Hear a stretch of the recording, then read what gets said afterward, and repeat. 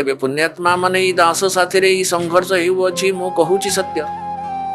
आउ श्रद्धालु माने ज्ञान को ओलटा ग्रहण करी रखिचंती ता माने विरोध ए कथा पई मोर कोनोसी किछि सौख नहीं कहारी निंदा करिबा। जदि तुमे यहां निंदा बोली भाबुछ सत्य कहिबारु हेले सत्य कहिबा निंदा नुहे परोपकार ही थाए।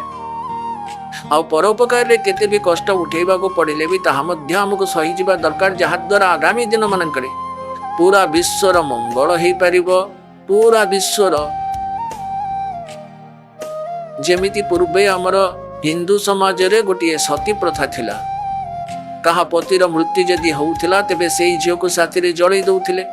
तेबे एथिपई संघर्ष कले बुद्धिमान व्यक्ति माने जे यह भूल प्रथा निजर संस्कार अवश्य कहार मृत्यु घटी पारे यार माने कोन ता सहित पड़ी पकेबा। एभली निर्दय एभली जुल्म एभली अत्याचार जो घृण्य जिनिस माने तार बहुत विरोध होइथिला किंतु से माने प्रतिवाद कले जे ना एटा भूल कार्य एपरि हबा ठीक नुहे। तेबे देखो धीरे धीरे विलुप्त होई गला। एबे समस्त खुशी हेले।